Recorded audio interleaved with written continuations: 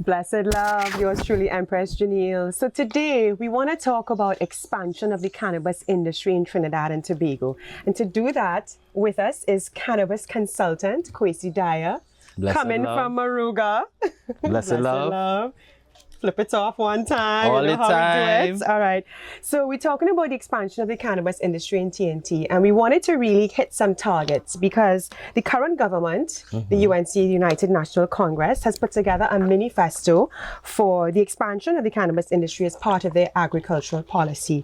And off the top, they've really come in swinging in terms of addressing some of the burning topics that need to be addressed if we're really going to establish and move forward with our cannabis industry. So I'll kick it off by what they've stated in their manifesto.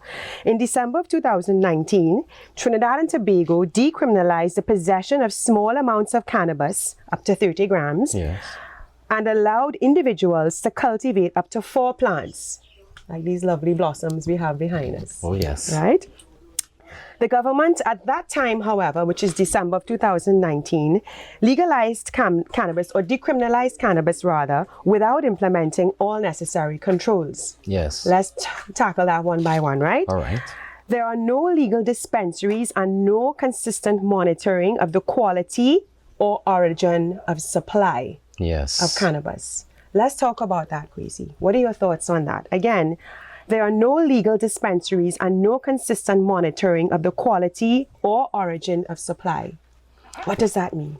Well, that leaves a lot of loopholes because once it speaks about, you don't know what it is you're getting. You don't know what it is being exposed on the streets. As for now, in Moruga, we specialize in organic cannabis, medicinal cannabis, which is geared towards treating ailments such as depression, anxiety, post-traumatic stress disorder, pain, and etc. We specialize in extraction, medicine, geared towards healing the nation and the population by extension. With these current legislations that are put in place, it doesn't have proper guidelines. So one, nobody knows what it is they're using. They don't know the medicinal benefits of it, what it does for your endocannabinoid system. But here in Moruga, we are educated, we are informed.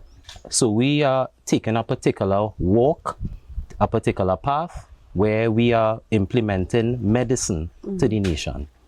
Not just herb, it's not just a smoke. But we have taken it beyond that.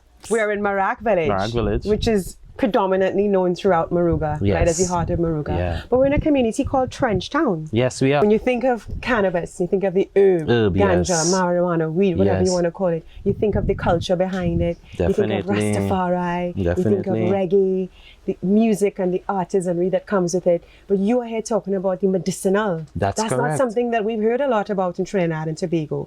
So we don't have legal dispensaries that manage quality control and supply. There's no education really happening about the medicinal value of it. Definitely. That means people are still going to be on the block, right, in the black market, purchasing their cannabis or their cannabis products. And what are they purchasing? Offline, off the charts. What are they purchasing? Let's talk about that. What does that lack of structured, legalized regulation of cannabis dispensary, distribution, growing supply, etc., what does that mean for the market? In the age of information, ignorance is a choice because we are a more informed society. If somebody needs to know anything, they can get access to information.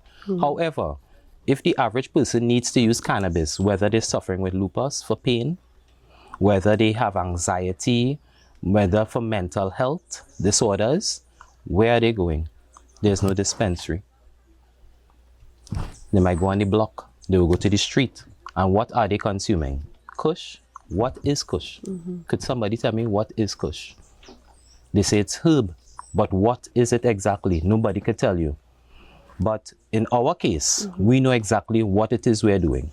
We know the strains, we know the effects it's having on the body, and we grow specific strains to deal with specific ailments. You breed your seeds?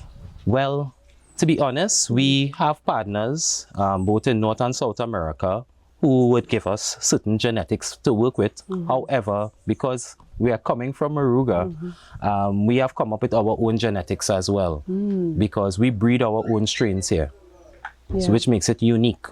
Yeah. You know, you can't get it anywhere else. Well, you're talking about different examples of medical conditions that medicinal cannabis can treat, whether it's, for example, let's say cancer, arthritis, Correct. PTSD, etc. You also mentioned the endocannabinoid system. Correct.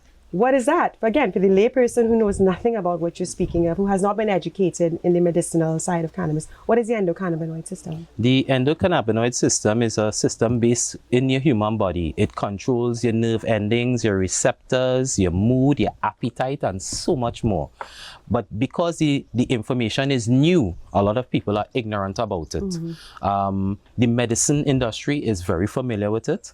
And as a result, that is why places like Colorado is right now the cannabis capital of the United States. They have taken the knowledge and created industries, from one-a-day tablets to suppositories to CBD oils, and they are doing more and more research, even in places like California.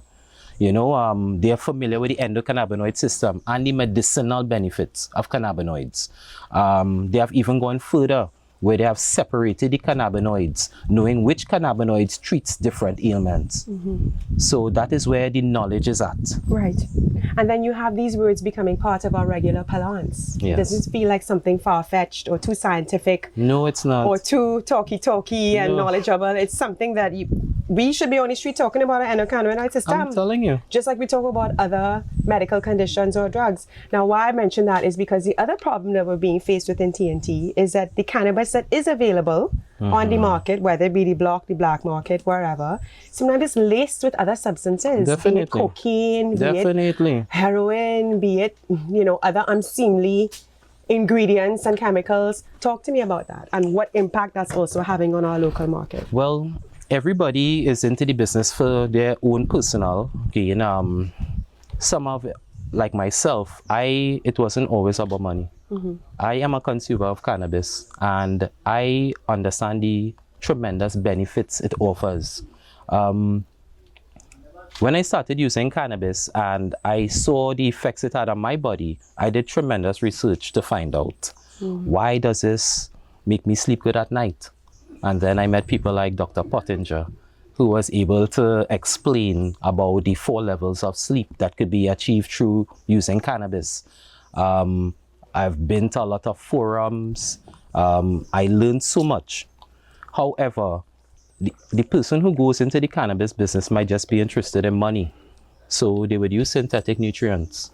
They would use anything that they could utilize to get their cannabis to look good, smell good, probably more be addictive. more addictive. It might be even extremely potent. Right. However, what does it actually do to the body? It doesn't do anything. However, when we're coming from Moruga, when we use this type of cannabis that is organically grown, we tend to realize that it treats to your body because it's natural. It is not synthetic, it's not artificial. Your body absorbs it better. Then